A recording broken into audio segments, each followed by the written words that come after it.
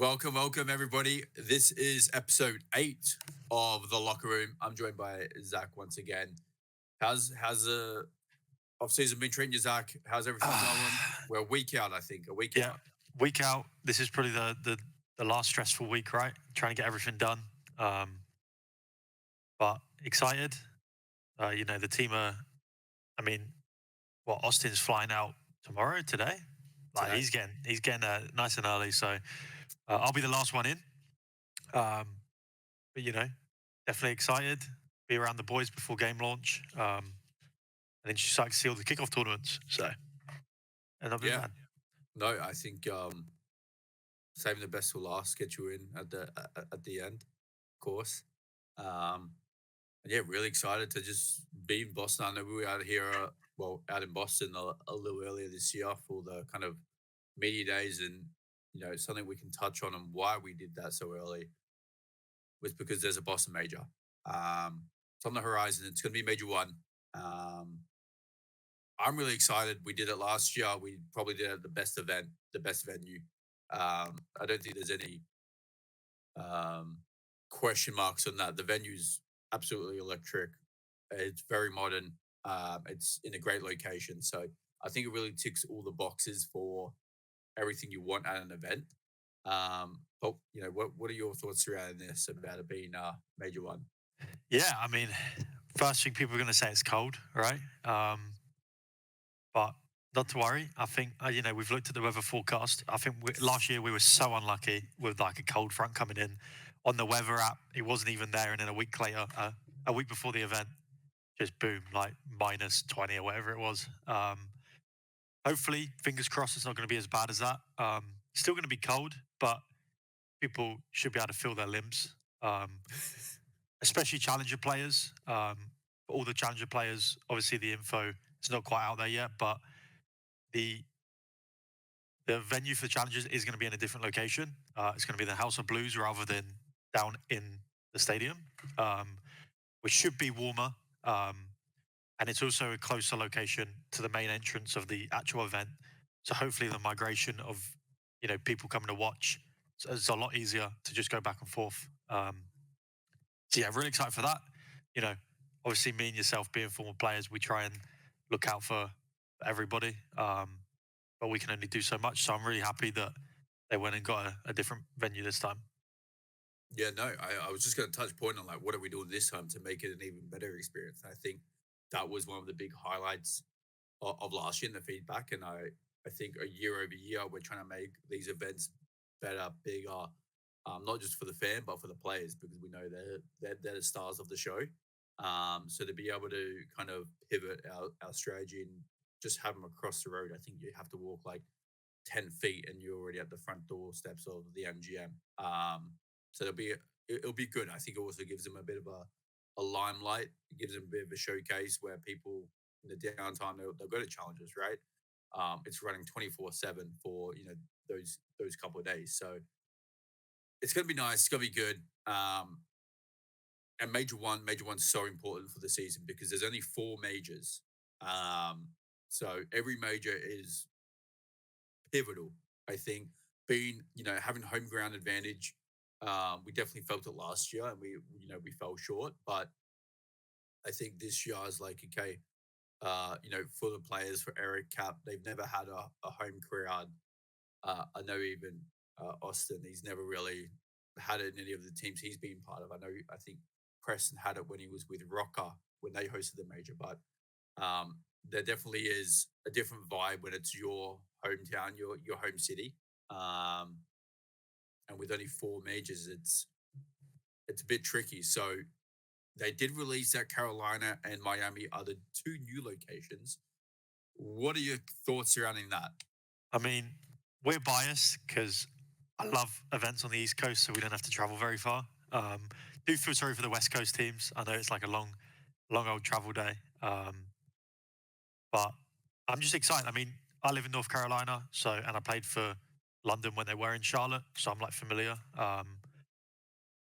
That'll be okay. That'll be fun. I mean, I'm pretty disappointed they didn't host an event in London. Being from the UK myself, knowing how good the crowd is over there. Um, but it's what it is, and you can't do anything about it. And the Miami event's going to be great. I mean, we went to Miami in Black Ops 4. Um, Great location, awesome, super fun. We kind of got hoed at that event, but it's what it is. Yeah, that's it's gonna be fun there.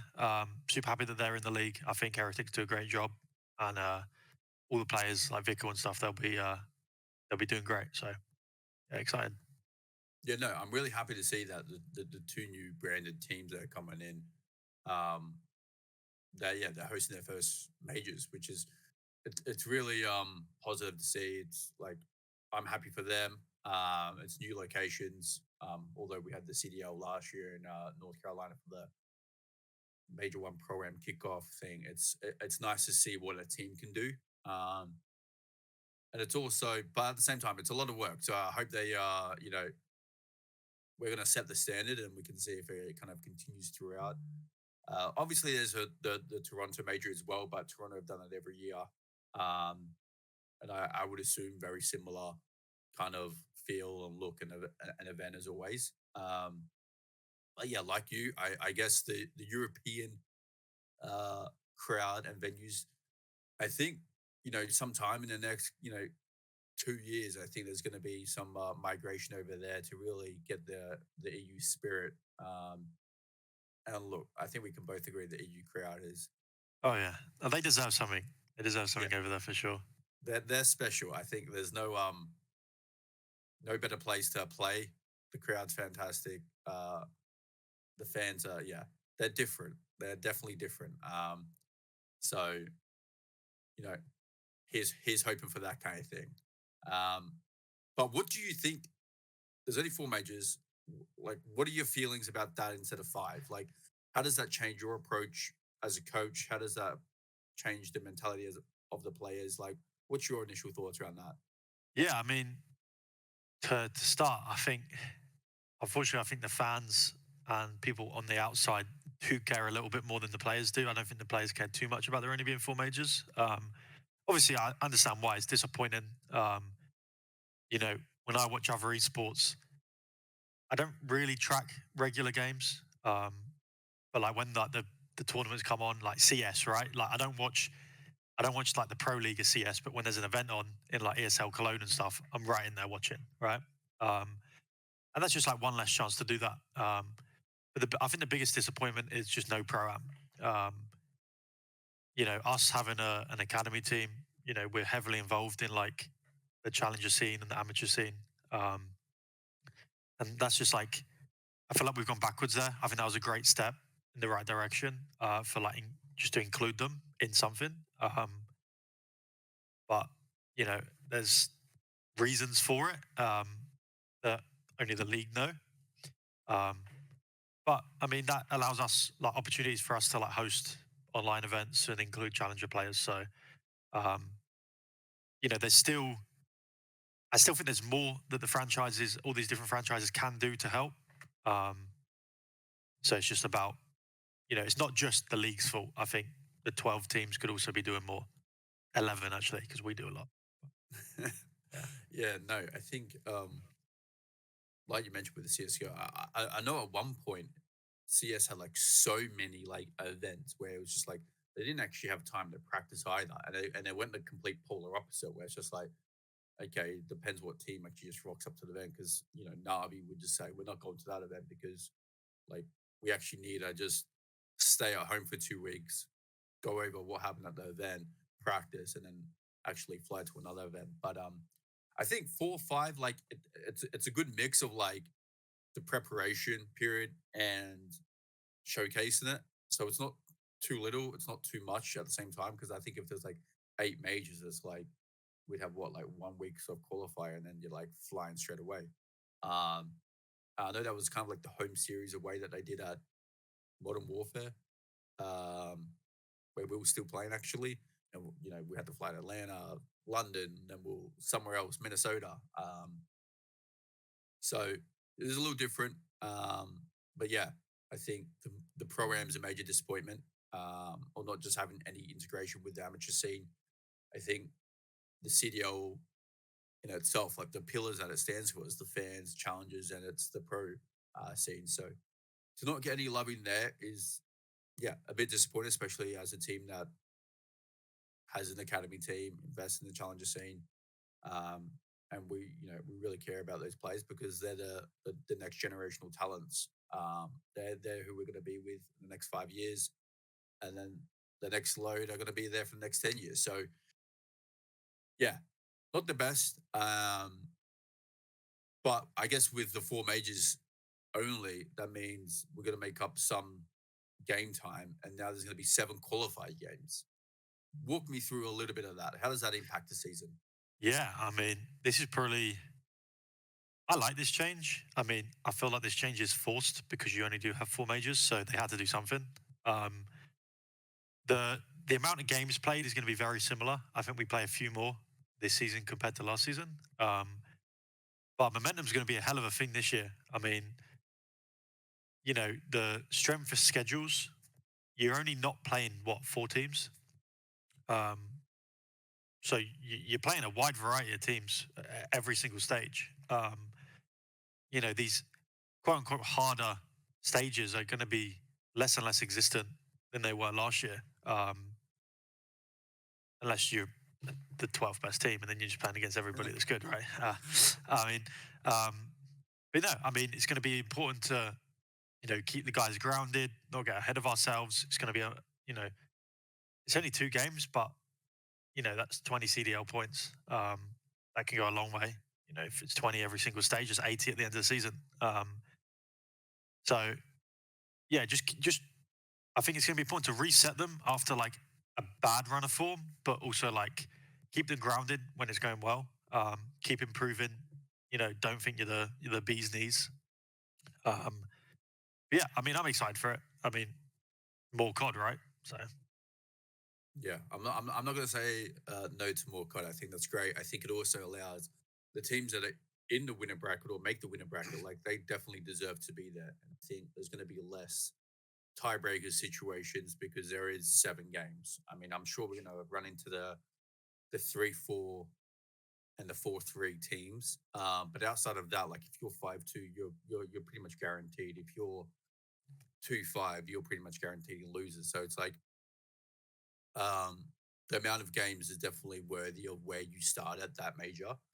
And like you said, like I know last year, like sometimes Optic Texas, they had a really good online stage, and it's like okay, like you mentioned momentum. It's like if you get off to a couple wins in this, you can really. I'm going to be interested if anyone can go 7-0 because you do play a plethora of teams. You can play, you know, the best of the best, the worst of the worst. And even with the rosters, it's like there's no. We looked at it the other day, and I was just like, hey, like there's no free wins, easy wins. I mean, I'm sure there's going to be throughout the season teams that are better at the game than others. But it's not going to be, you can't earmark it and just be like, yeah, that's a freebie because it just doesn't happen these days. And I think with competition even getting more tied up, more gruesome, yeah, it is tough to kind of have those runs. So, did any team go 5-0 last year only uptick, I think. on the Optic? Did they win that I event think or no. did they come second I think they went. I could be wrong. I think they went back to back 5-0. back to back 5-0? And they I think didn't. so. And then they came second, and then they went to Toronto and came eighth. I could be so wrong there. I could be so wrong. I mean, I'm pretty sure they went back to back 5-0, Yeah, that was in like which is like impressive in itself. yeah, they It's brought not in it's not easy to Dan. do. Yeah.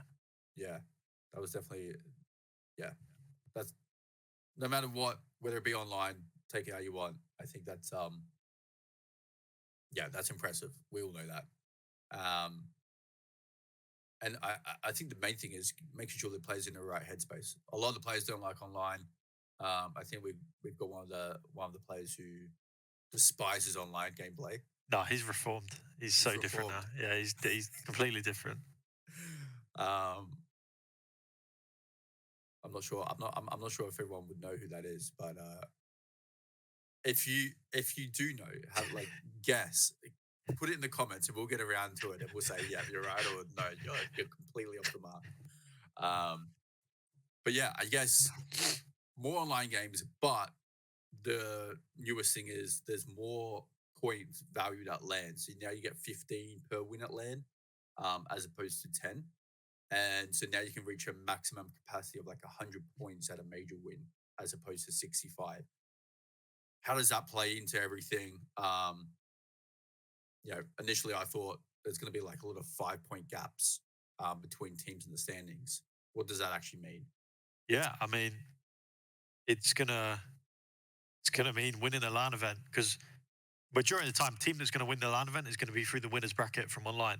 So you're going to come away with a 150-point stage, probably, um, which is insane if you think about the cutoff for champs this year, which was what, 190, 200.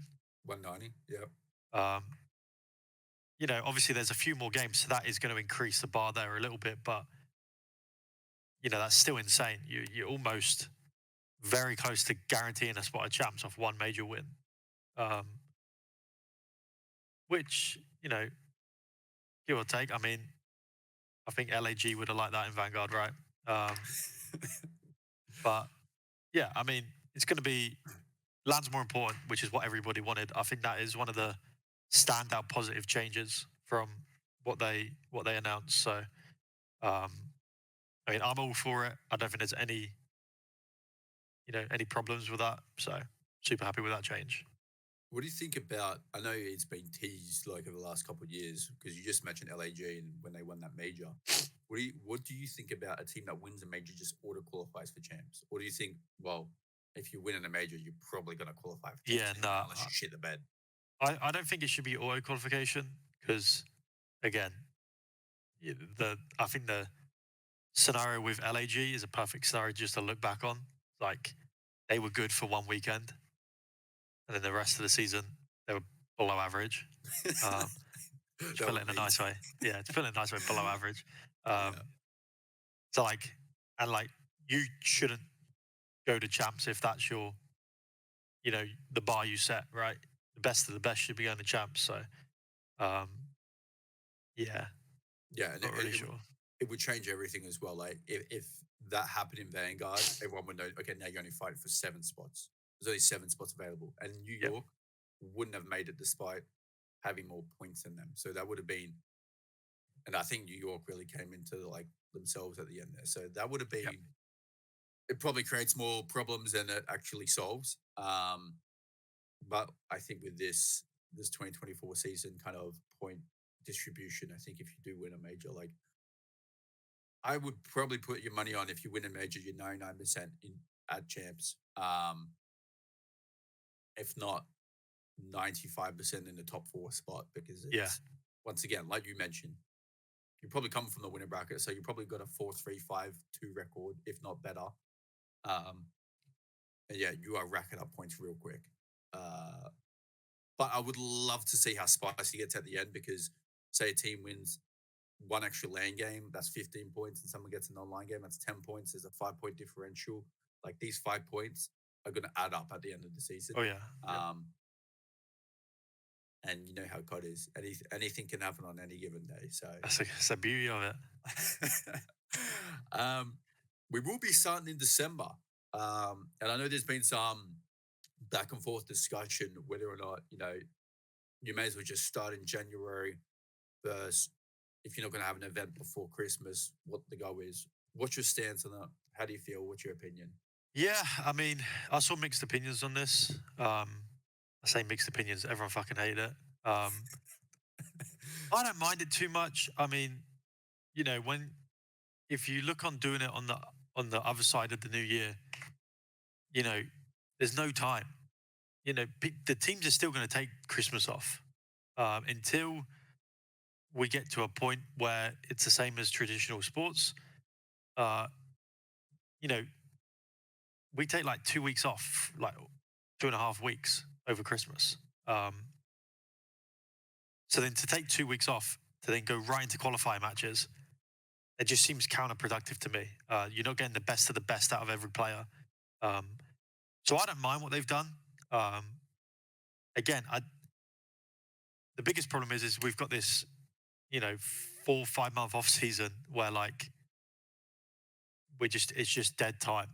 But if we can speed things up a bit, we can have events on the like we did last year on this side of Christmas, and then have the Christmas break, and then nothing's rushed because right now it feels rushed. Um, but again, what can you do? Like it's a lose lose situation. Like no matter what side of Christmas you put games on, so I don't mind it too much. I don't think the players will mind it. I think the players will appreciate it more. Once we're in that Christmas break and we're like, okay, we have 2 weeks after the new year to actually like lock in and get ready for the rest of the games. So yeah, Yeah. I mean, I think you hit the nail on the head, whereas you are kind of in a lose lose situation. I know some things to kind of lay out there is the game comes out November 10th. Usually in the first week or two, there are problems with like being able to plant the bomb. It doesn't switch sides. Hard points don't like pop properly. Like there's been problems before where it's just like the game isn't ready when it is out of the box and released. So you do have to give that kind of 2 week period itself for that to kind of like fix and the devs to kind of go over that.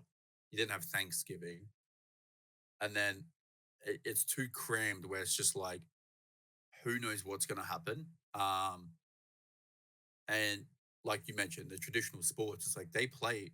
I watch LeBron James on Christmas Eve. Like he's playing at Staples Center or Crypto.com, whatever it is these days. Um, and I think that's something in the future that's probably going to be explored where it's just like, hey, we are playing online, we are playing remote. Um, these qualifiers can go throughout the like holiday season. Um, and the other thing is like, hey, well, if the game can get released maybe at like the start of October, then it's like now we allow ourselves a good period of time where we can have the game being fully flushed out, fully developed, no problems. The players with enough practice to go to an event and showcase their skills. Um, because at the same time, I'd be kicking myself if we start in January. I mean, we're in November. We've had this roster for what nearly like 4 months. We haven't played an official game yet. So I personally wanted something before the holiday season. Um, would have been nice to have an event. It does get a little crammed. So trying to make the best out of like a bad situation. uh, Um, so yeah, yeah, it is tough. yeah. I mean, last year was great. I mean, we had the pro-am right before Christmas. I mean, we got knocked out on Thursday, so we weren't there for long, but which is impressive. I mean, I've never been knocked out on a Thursday of an event before, but no, it was great. And then you went home for Christmas break. Like, I can't imagine the feeling of doing well at an event right before Christmas and then going and being able to enjoy it with your family, and then come back and get back to the grind. But yeah, we'll see what they do in the future. Yeah, I think once again, always looking forward, I guess. Um, a couple other changes that they've made in the league. So they've adjusted the Sunday match order. So now it's the losers round four is played the first game of Sunday, with the winners final being the second game. I think that makes all the logical sense to me. I'm not even sure why. Yeah, never know why it got changed in the first place. The league did say something, um, but again, another positive change. Everyone wanted this. All the players have been asking for this for a few years now. So yeah, I mean, again, another. I think with this, what they've released so far, I think the positives outweigh the negatives by a landslide, and I think they're on the right track. It's hard to please everybody, right? So, but yeah, definitely some good changes. Yeah, I think it was weird because when we were having the conversation with the league, it was they wanted to move the winner bracket because it used to be first, and then if you won it, you had to wait like 3 hours, and then you'd have to play in the grand final. And it's like, oh, they're getting iced. But the data was actually like, that's not the case. Like Yeah. the winner bracket final people that were waiting were actually winning the first map. Um, I know we talked to Austin about it as well, and he was Oh like, yeah, he still didn't like that. He was like, yeah, he's like, fuck the well, that's just numbers. because they're the better team. Yeah, fuck the numbers. Which is kind of funny, but it seems like a self-explanatory change. The other one was the tiebreaker update. So the head-to-head tiebreaker. It now kind of allows a team to be more accurate ranked when it's defeated or lost against someone. So, say I beat yourself and I beat Josh, I just go straight ahead. Like, there's no, even if you and Josh haven't versed each other, um, which once again kind of makes all the sense in the world. And I think there was overwhelming support on that. Because otherwise, then it goes to strength of the schedule and all these other ones. But yeah, that was a that was another positive change. One thing I didn't touch on was, I believe, control is the third game mode. That's gonna stick. That's gonna stay. Your thoughts on that? I mean, I like control. You know, me and you, anyone that's followed me and you over the last few years, we've always been good at control. I mean, in rec, we ended champs, what, 7-0. We were good at control on there. Our team was good at control last year. You know, people had to take some maps and some guns away from us because we were too good. Um, Not because the maps were bad for control or anything. We were just too good at it. But no, I mean, I've always liked control. I just hope it plays well on the maps. It's the only thing I'm worried about. Um, but yeah, only time will tell. We'll see how it Yeah, goes. I mean, the reason, outside of being biased, that we're good at control, and we have the mind to be like, okay, like, risk versus reward and managing lives versus managing objectives and whatever the case may be. It's, as a fan, as a spectator, like, there is no cutoff limit. Like, if the team's 5-0 up on, like, capture the flag, it's like, okay, so I'm watching the last 2 minutes. Rather, something crazy is going to happen. And, like, maybe on London docks on that World War II, right? Yeah, Or, like, it's just over. But I think with control, it's like there's no time limitation. Um, you're just gonna win. Like, anything could happen at any given time. Someone could touch the point that causes chaos. Um, Lives come into play. Like, there's a lot of, like, facets and elements that's just like, holy shit, like, buying time by 1 extra second can just win you the round. And I think yeah, it was Seattle versus FaZe at champs, I believe, where it was like Seattle got on that point like at the very last second. Maybe it was Sib, and like it just caused, like, or maybe Mac, and it just caused chaos, and Seattle were actually able to win. I thought that's a really good example of, like, how fun and, at least as a spectator, it can be. Um, we like playing it as well because the maps are good. So, yeah. It's a but fun game mode. Fun game mode to play because you can out like. So sometimes there's some game modes in God where it's just your gun skill takes you pretty much everywhere. But control, I used to love it because you can just outplay people. You know, you're 2 steps ahead all the time. Um, that's what I like. That's how I like playing COD. So yeah, working the map, that macro kind of level gameplay, essentially, we're good at avoiding gunfights yeah, just run away outsmarting. from people. Yeah, run the other way. Look, we don't have too much other to touch on from the legal announcements. I don't know if you had any extras on that front. No, Um, I think, as I said, overall positive strides forward. A few things that I wish were different, like the pro am, but um, what can you do? I mean, it's not up to us. Um, Only thing we can do as a franchise is advocate for challenges and keep pushing and raising that bar higher. Um, yeah, we'll see. yeah, this is a little off topic, but it just came to the top of my mind. I'm a big League of Legends fan, right? And the world format that they've done is very interesting. The Swiss kind of thing. Yeah, Would you ever want to see that kind of format in Call of Duty? Um, I know it's a little bit different because it's like we already play best of fives and whatnot, but like you can make it to like a best of seven or best of nine, just extend whatever it may be. So like every team starts 0-0, all 12 teams are invited, and you kind of go through that avenue as opposed to we have like a playoffs, which is kind of more like a traditional sport kind of feel and look of things. yeah. It, I've been following along. I think it's great. I think the only thing that they should change is into quarterfinals. It should be double a limb.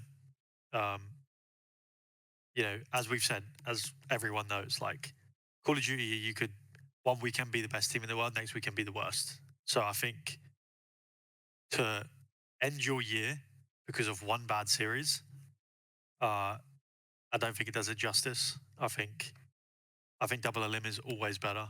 So yeah, I think that'd be pretty cool though. Just mix things up a bit, but Yeah, yeah. I mean, I'm kind of in love with it. I know one of the competition league, the Call of Duty League, they've kind of put some scenario where it's like you could actually win more maps against a team and still be knocked out by them. Um, which is the 1 in 1 million, but it's also one of those things where, oh, like this team was actually better, won 7 hardpoint maps and only lost four, but the four they lost were valued more. Um, but yeah, I also think I agree with you on the double limb is good, and I think especially, I mean, this is going way off topic, but at least in that game, the regional you can get some regional matchups that don't make quite sense. Um, one day, maybe we'll get there one day with the regional EU teams and Yeah, I hope. the NA teams. So, but before we take off, what what's the details surrounding when tickets go live? Yeah, we got VIP passes, 4-day passes going live on Monday. Um, that's the most important one to me. I mean, there's going to be a lot of team interaction with these VIPs. We did it well last year, but it was our first year, so we're going to make things bigger and better this year. So if you're a fan of our players, if you're a fan of myself, Denz, maybe Josh, um, maybe Colin, our project manager, grab yourself a VIP ticket. It's going to be great. It's going to be a fun weekend. Um, and yeah, can't wait to see all the Die-Hard Breach fans up in them stands. Yeah, look, I'm looking once again. I think one of the big things we took back last year was feedback, and it was our first event. So this year, the VIPs they're going to be treated like the kings and queens they are. Access to players, and then obviously in the amongst all our other things, we've also the dirty water is going to be officially coming live, I believe next Monday too. So that'll be we're pushing out everything. I think it's not going to be as cold as it was last year in Boston for the major, but it will be a little bit on the cooler side. So be sure to pick up any of the dirty water collection. And because we thought we're not doing enough, we're also doing the the full tilt bracket tournament. So be sure to tune into that on November the 9th for the reveal. I think that's a big one. We get to see all the teams, who matches up against who. You've kind of already seen the initial stages of the drafting. It's a pretty stacked tournament. I'm not gonna Oh lie. yeah, no, honestly, when I saw it, because there's a lot of quote unquote professionals that are now content creators, so um, it's an interesting tournament, and it's gonna be fun. It's gonna be fun to watch. As you said, the teams are pretty fair. I don't think there's anyone that's I played some tournaments where like, hey, here, play with this content creator. My content creator's on like 20 cents with motion blur on, and I'm like, what's the point? But these teams are stacked, so yeah, it's gonna be fun. Yeah, looking forward to that. And once again, we've got the challenge integration there. Got a couple of the players that were like they dropped out, they're not feeling themselves. We've got a couple up and comers. Um, so it'll be very interesting to see how that pans out. But a lot in the works at the moment. And once again, we thank you guys for watching as always. Hopefully the mic issues kind of fixed. This is our last one online. This is our Last one last. online. That is true. Pray to pray to Jesus. Last one online, in person from the next episode going forward, with COD League action as well. So there'll be a ton of reacts, ton of info, reactions to our wins, reactions to our losses. Hopefully no losses. But no, in person is going to be great. We're going to level up the content. Been saying it for weeks. Finally happening. So yeah, thank you everybody for watching. We've been cooking. Like, comment. I'll be in the comments. Subscribe and see you guys Monday on Ticketmaster. Ticketmaster. All right. Thank you, everybody. Boy.